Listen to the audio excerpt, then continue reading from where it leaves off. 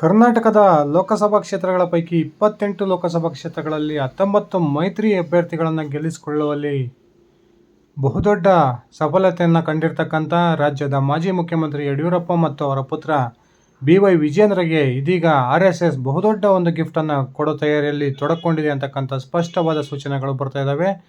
ಈ ಒಂದು ಯಡಿಯೂರಪ್ಪನವರಿಗೆ RSS ಕೊಡ್ತಕ್ಕಂಥ ಗಿಫ್ಟ್ ಅವರಿಗೆ ರಾಜ್ಯದಲ್ಲಿ ಇರ್ತಕ್ಕಂಥ ರಾಜಕೀಯ ವಿರೋಧಿಗಳಿಗೆ ಬಹುದೊಡ್ಡ ಶಾಕ್ ಆಗುತ್ತೆ ಅಂತಕ್ಕಂಥ ಒಂದು ಸ್ಪಷ್ಟ ಮಾಹಿತಿಗಳು ಕೂಡ ಬರ್ತಾ ಇದ್ದಾವೆ. ರಾಜ್ಯದ ಯಡಿಯೂರಪ್ಪ ನಾಯಕತ್ವವನ್ನು ಸಂಪೂರ್ಣವಾಗಿ ಇದೀಗ ಒಪ್ಕೊಂಡಿರ್ತಕ್ಕಂಥ RSS ಯಡಿಯೂರಪ್ಪ ವಿರೋಧಿಗಳನ್ನು ಅಣಿಯೋ ಪ್ರಯತ್ನಕ್ಕೆ ಕೈ ಹಾಕಿದೆ ಅಂತಕ್ಕಂಥ ಮಾತುಗಳು ಕೇಳಿ ಬರ್ತಾ ಇದ್ದಾವೆ. ಬನ್ನಿ ಸ್ನೇಹಿತರೆ, ಹಾಗಾದರೆ RSS ಯಡಿಯೂರಪ್ಪನವರಿಗೆ ಕೊಡ್ತಕ್ಕಂಥ ಬಹುದೊಡ್ಡ ಗಿಫ್ಟ್ ಏನು, ಈ ಗಿಫ್ಟ್ನಿಂದ ಯಡಿಯೂರಪ್ಪನವರ ರಾಜಕೀಯ ವಿರೋಧಿಗಳಿಗೆ ಶಾಕ್ ಆಗಿರೋದಾದರೂ ಯಾಕೆ ತಿಳ್ಕೊಂಡು ಬರೋಣ. ಅದಕ್ಕಿಂತ ಮುಂಚೆ ನೀವಿನ್ನು ನನ್ನ ATM ಅಂತ ಯೂಟ್ಯೂಬ್ ಚಾನಲ್ಗೆ ಸಬ್ಸ್ಕ್ರೈಬ್ ಮಾಡ್ಕೊಂಡಿಲ್ಲ ಅಂದರೆ ದಯವಿಟ್ಟು ಸಬ್ಸ್ಕ್ರೈಬ್ ಮಾಡಿಕೊಂಡು ಬೆಲ್ ಬಟನನ್ನು ಕ್ಲಿಕ್ ಮಾಡಿ. ನಾನು ಕೊಡ್ತಕ್ಕಂಥ ಮಾಹಿತಿ ನಿಮ್ಗೆ ಇಷ್ಟ ಆಗಿದ್ದರೆ ಈ ವಿಡಿಯೋಗೆ ಲೈಕ್ ಮಾಡಿ, ಶೇರ್ ಮಾಡಿ, ಕಮೆಂಟ್ ಮಾಡಿ. ಸ್ನೇಹಿತರೆ, ರಾಜ್ಯದ BJPಯ ಪ್ರಶ್ನಾತೀತ ನಾಯಕ ಅಂದರೆ ಯಡಿಯೂರಪ್ಪ ಅಂದರೆ ತಪ್ಪಾಗೋದಿಲ್ಲ. ರಾಜ್ಯದ ವಿಧಾನಸಭೆಯಲ್ಲಿ ಒಂದೇ ಒಂದು ಸ್ಥಾನವನ್ನು BJP ಗೆಲ್ಲದೇ ಇರತಕ್ಕಂಥ ಸಂದರ್ಭದಲ್ಲಿ ಸೈಕಲ್ನ ಮೇಲೆ ಗಲ್ಲಿಗಳನ್ನು ಸುತ್ತಿ ಪಕ್ಷವನ್ನು ಸಂಘಟನೆ ಮಾಡಿ ಇವತ್ತು ರಾಜ್ಯದಲ್ಲಿ BJP ಒಂದು ನೆಲೆಗೆ ಬಂದು ನಿಂತಿದೆ ಅಂದರೆ ಅದಕ್ಕೆ ಯಡಿಯೂರಪ್ಪನವರ ಒಂದು ಕೊಡುಗೆ ಅಪಾರವಾಗಿದೆ. ಕಳೆದ ವಿಧಾನಸಭಾ ಚುನಾವಣೆಯಲ್ಲಿ ಯಡಿಯೂರಪ್ಪನವರ ಮಾತನ್ನು ಕೇಳದೆ BJP ಹೈಕಮಾಂಡ್ ಯಡಿಯೂರಪ್ಪ ಸೂಚಿಸಿದಂತಹ ಅಭ್ಯರ್ಥಿಗಳಿಗೆ ಟಿಕೆಟನ್ನು ಕೊಡದೆ ರಾಜ್ಯದ ವಿಧಾನಸಭಾ ಚುನಾವಣೆಯಲ್ಲಿ ಕೇವಲ 66 ಸ್ಥಾನಗಳನ್ನು ಗೆಲ್ಲೋದ್ರ ಮೂಲಕ ಹೀನಾಯ ಸ್ಥಿತಿಗೆ ತಲುಪಿದ್ದನ್ನು ನಾವೆಲ್ಲ ನೋಡಿದ್ದೀವಿ. ವಿಧಾನಸಭಾ ಚುನಾವಣೆಯ ಸಂದರ್ಭದಲ್ಲಿ ಯಡಿಯೂರಪ್ಪನವರು ನಾವು ಹೇಳಿರ್ತಕ್ಕಂಥ ಅಭ್ಯರ್ಥಿಗಳಿಗೆ ಟಿಕೆಟನ್ನು BJP ಹೈಕಮಾಂಡ್ ಕೊಟ್ಟಿಲ್ಲ ಅನ್ನೋ ಕಾರಣಕ್ಕೆ ಪ್ರಚಾರದಿಂದ ಹಿಂದೆ ಸರಿದಿದ್ದು ಆ ಒಂದು ಯಡಿಯೂರಪ್ಪನವರ ನಿರ್ಧಾರ BJPಗೆ ಬಹುದೊಡ್ಡ ಹೊಡೆತವನ್ನು ರಾಜ್ಯದಲ್ಲಿ ಕೊಟ್ಟಿತ್ತು ಅಂದರೆ ತಪ್ಪಾಗೋದಿಲ್ಲ. ಚುನಾವಣೆಯ ಫಲಿತಾಂಶದ ನಂತರ ರಾಜ್ಯದ BJPಯ ರಾಜ್ಯಾಧ್ಯಕ್ಷನ ಸ್ಥಾನ ಖಾಲಿಯಾದರೂ ಕೂಡ ಸುಮಾರು 6 ತಿಂಗಳವರೆಗೆ ಆ ಒಂದು ಸ್ಥಾನಕ್ಕೆ ಯಾವುದೇ ಒಬ್ಬ ಹೊಸ ಅಧ್ಯಕ್ಷನನ್ನು ನೇಮಕ ಮಾಡದೆ BJP ಹೈಕಮಾಂಡ್ ಕಾಲವನ್ನು ತಳ್ಳಿತ್ತು.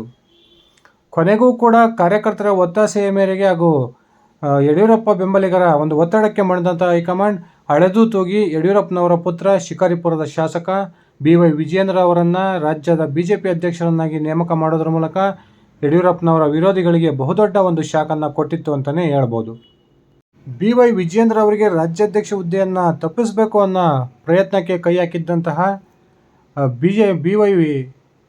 BS ಯಡಿಯೂರಪ್ಪ ಕುಟುಂಬದ ರಾಜಕೀಯ ವಿರೋಧಿಗಳಿಗೆ ಆ ಒಂದು ಸಂದರ್ಭದಲ್ಲಿ BJP ಕಮಾಂಡ್ ಬಹುದೊಡ್ಡ ಶಾಕನ್ನು ಕೊಡ್ತು ಅಂತಲೇ ಹೇಳ್ಬೋದು.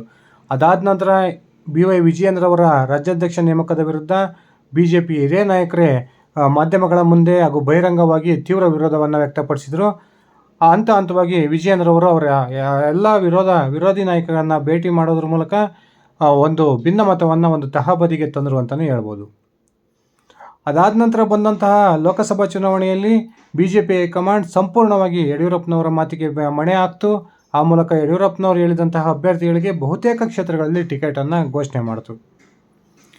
ಲೋಕಸಭಾ ಚುನಾವಣೆಯ ನಂತರ ಮೈತ್ರಿ ಪಕ್ಷ ಒಟ್ಟಾಗಿ ಸೇರಿ 19 ಲೋಕಸಭಾ ಕ್ಷೇತ್ರಗಳನ್ನು ಗೆದ್ದಿದ್ದು ಇಡೀ ದೇಶದಲ್ಲಿ BJP ಬಹುದೊಡ್ಡ ಹೊಡೆತವನ್ನು ತಿಂದಿರತಕ್ಕಂಥ ಈ ಸಂದರ್ಭದಲ್ಲಿ ಕರ್ನಾಟಕದ BJPಯ ಈ ಸಾಧನೆ ಒಂದು ಸಮಾಧಾನಕರವಾಗಿದೆ ಅಂತಕ್ಕಂಥದ್ದು ನಮಗೆಲ್ಲ ಗೊತ್ತೇ ಇದೆ.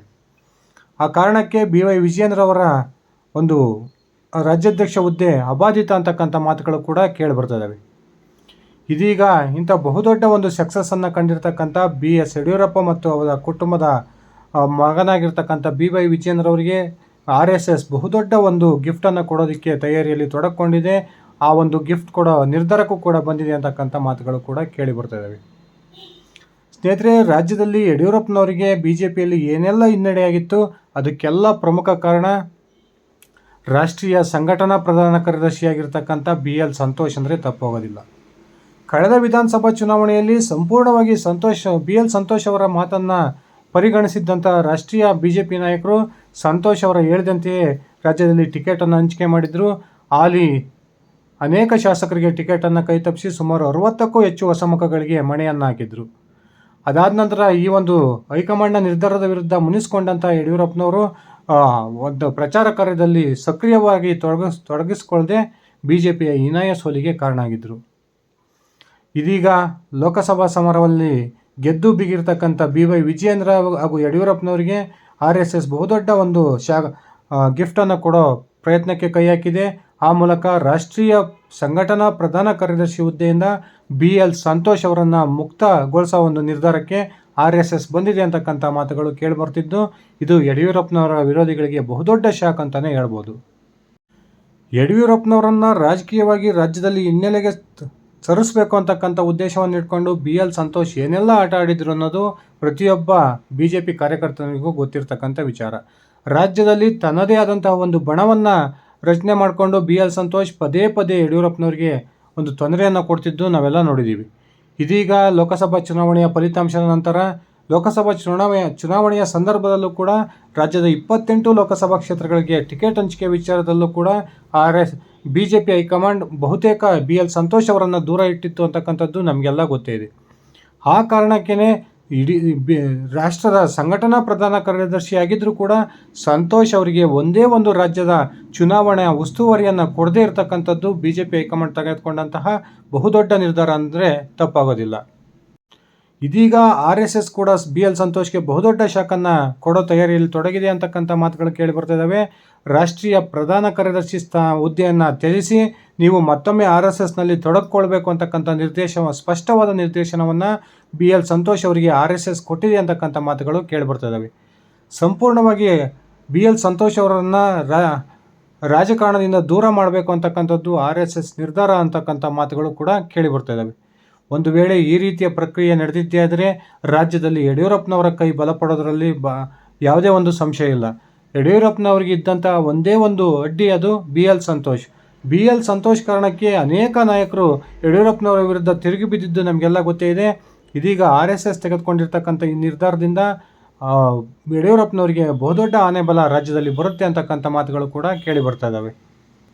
ಈ ಮೊನ್ನೆ ನಡೆದಂತಹ ಲೋಕಸಭಾ ಚುನಾವಣೆಯಲ್ಲಿ ನೋಡೋದಾದರೆ ಒಂದೇ ಒಂದು ನಮ್ಮ ರಾಜ್ಯದ ಪ್ರಚಾರದ ಸಭೆಯಲ್ಲಿ BL ಸಂತೋಷ್ ಅವರು ಭಾಗವಹಿಸ್ತಾ ಇರ್ತಕ್ಕಂಥದ್ದು BJP ಅವರನ್ನು ಸಂಪೂರ್ಣವಾಗಿ ನಿರ್ಲಕ್ಷ್ಯ ಮಾಡಿದೆ ಅಂತಕ್ಕಂಥದ್ದಕ್ಕೆ ಪ್ರಮುಖ ಸಾಕ್ಷಿ ಅಂದರೆ ತಪ್ಪಾಗೋದಿಲ್ಲ. ಇದೀಗ BL ಸಂತೋಷ್ ಅವರನ್ನು ಅವರ ರಾಷ್ಟ್ರೀಯ ಸಂಘಟನಾ ಪ್ರಧಾನ ಕಾರ್ಯದರ್ಶಿ ಹುದ್ದೆಯಿಂದ ಕೆಳಗಿಳಿಸಿ ಅವರನ್ನು ಮತ್ತೊಮ್ಮೆ RSS ಸೇವೆಗೆ ತೆಗೆದುಕೊಳ್ಬೇಕು ಅಂತಕ್ಕಂಥ ನಿರ್ಧಾರಕ್ಕೆ RSS ಬಂದಿದ್ದು, RSSನಲ್ಲೂ ಕೂಡ ಮುಂದೆ BL ಸಂತೋಷ್ ಯಾವ ಹುದ್ದೆಯನ್ನು ನಿರ್ವಹಿಸಬೇಕು ಅಂತಕ್ಕಂಥ ಒಂದು ಸ್ಪಷ್ಟತೆಯನ್ನು ಕೂಡ RSS ಇನ್ನೂ ತೀರ್ಮಾನಿಸಿಲ್ಲ ಅಂತಕ್ಕಂಥದ್ದು BL ಸಂತೋಷ್ ಅವರಿಗೆ ಬಹುದೊಡ್ಡ ಆಘಾತ ಅಂದರೆ ತಪ್ಪಾಗೋದಿಲ್ಲ. ಸ್ನೇಹಿತರೆ, ಈ BL ಸಂತೋಷ್ ಒಂದು ವೇಳೆ RSSಗೆ ಸೇವೆಗೆ ಮತ್ತೊಮ್ಮೆ ವಾಪಸ್ಸಾಗಿದ್ದೇ ಆದರೆ ಆ ಮೂಲಕ ರಾಜ್ಯದಲ್ಲಿ ಯಡಿಯೂರಪ್ಪನವ್ರಿಗಿದ್ದಂತಹ ಒಂದೇ ಒಂದು ಒಂದು ಏನು ಆತಂಕ ಇತ್ತು ಅದು ಸಂಪೂರ್ಣವಾಗಿ ತೊಡೆದಾಕುತ್ತೆ ಅಂತಕ್ಕಂಥದ್ದು ಇದೀಗ ಯಡಿಯೂರಪ್ಪನವರ ಬೆಂಬಲಿಗರ ಒಂದು ಆಸೆಯಾಗಿದೆ. ಬಹುತೇಕ RSSನಿಂದ ಇದೀಗ BL ಸಂತೋಷ್ ಅವರಿಗೆ ಬಹುದೊಡ್ಡ ಶಾಕ್ ಎದುರಾಗಿದ್ದು, ಯಡಿಯೂರಪ್ಪನವರ ಕೈ ಬಲಪಡಿಸ್ತಕ್ಕಂಥ ಉದ್ದೇಶಕ್ಕೋಸ್ಕರವಾಗಿಯೇ RSS ಈ ಮಹತ್ವದ ನಿರ್ಧಾರಕ್ಕೆ ಬಂದಿದೆ ಅಂತಕ್ಕಂಥ ಮಾತುಗಳು ಕೂಡ ಕೇಳಿ ಬರ್ತಾ ಇದ್ದಾವೆ. BJPಯ ರಾಷ್ಟ್ರೀಯ ನಾಯಕರು ಕೂಡ RSS ತೆಗೆದುಕೊಂಡಿರ್ತಕ್ಕಂಥ ಈ ನಿರ್ಧಾರಕ್ಕೆ ಸಮ್ಮತಿಯನ್ನು ಸೂಚಿಸಿದ್ದಾರೆ ಅಂತಕ್ಕಂಥ ಮಾತುಗಳು ಕೇಳಿಬರ್ತಿರ್ತಕ್ಕಂಥ ಈ ಸಂದರ್ಭದಲ್ಲಿ BJP ಹೈಕಮಾಂಡ್ ನಾಯಕರಿಗೂ ಕೂಡ ಯಡಿಯೂರಪ್ಪ ಮತ್ತು ಅವರ ಪುತ್ರ BY ವಿಜಯೇಂದ್ರ ಅವರ ಶಕ್ತಿ ಏನು ಅಂತಕ್ಕಂಥದ್ದು ಕಳೆದ ವಿಧಾನಸಭಾ ಚುನಾವಣೆಯಲ್ಲೂ ಗೊತ್ತಾಗಿದೆ, ಈ ಲೋಕಸಭಾ ಚುನಾವಣೆಯಲ್ಲೂ ಗೊತ್ತಾಗಿದೆ ಅಂತಕ್ಕಂಥ ಮಾತುಗಳು ಕೂಡ ಕೇಳಿಬರ್ತಾ ಇದ್ದಾವೆ. ಆ ಕಾರಣಕ್ಕೆ ಸಂಪೂರ್ಣವಾಗಿ BS ಯಡಿಯೂರಪ್ಪನವರ ಕುಟುಂಬಕ್ಕೆ ಫ್ರೀ ಹ್ಯಾಂಡನ್ನು ಕೊಡಬೇಕು ಅನ್ನೋ ಉದ್ದೇಶವನ್ನು ಇಟ್ಕೊಂಡೇ ಇದೀಗ RSS ಮತ್ತು BJP ಹೈಕಮಾಂಡ್ ನಾಯಕರು ಒಟ್ಟುಗೂಡಿ BL ಸಂತೋಷ್ ಅವರನ್ನು ರಾಷ್ಟ್ರೀಯ ಸಂಘಟನಾ ಪ್ರಧಾನ ಕಾರ್ಯದರ್ಶಿ ಹುದ್ದೆಯಿಂದ ವಿಮುಕ್ತಗೊಳಿಸಿ RSSನ ಕಾರ್ಯಕ್ಕೆ ಅವರನ್ನು ನಿಯೋಜನೆ ಮಾಡ್ಕೊಳ್ತಾರೆ ಅಂತಕ್ಕಂಥ ಮಾತುಗಳು ಕೂಡ ಕೇಳಿಬರ್ತದವೆ. ಸ್ನೇಹಿತರೆ, RSS ತೆಗೆದುಕೊಂಡಿರ್ತಕ್ಕಂಥ ಈ ನಿರ್ಧಾರದ ಒಂದು ಕುರಿತು ನಿಮ್ಮ ವೈಯಕ್ತಿಕ ಅಭಿಪ್ರಾಯ ಏನಿದೆ ದಯವಿಟ್ಟು ಕಮೆಂಟ್ ಮಾಡಿ. ನಾನು ಕೊಟ್ಟಿರ್ತಕ್ಕಂಥ ಈ ಮಾಹಿತಿ ನಿಮ್ಗೆ ಇಷ್ಟ ಆಗಿದ್ದರೆ ಈ ವಿಡಿಯೋಗೆ ಲೈಕ್ ಮಾಡಿ, ಶೇರ್ ಮಾಡಿ. ಅದೇ ರೀತಿ ನೀವು ನನ್ನ ಇಟ್ಕೆ ಹೇಮಂತ್ ಯೂಟ್ಯೂಬ್ ಚಾನಲ್ಗೆ ಸಬ್ಸ್ಕ್ರೈಬ್ ಮಾಡ್ಕೊಂಡಿಲ್ಲ ಅಂದರೆ ದಯವಿಟ್ಟು ಸಬ್ಸ್ಕ್ರೈಬ್ ಮಾಡಿಕೊಂಡು ಬೆಲ್ ಬಟನ್ನ ಕ್ಲಿಕ್ ಮಾಡಿ. ಧನ್ಯವಾದಗಳು ಸ್ನೇಹಿತರೆ, ಶುಭ ದಿನ.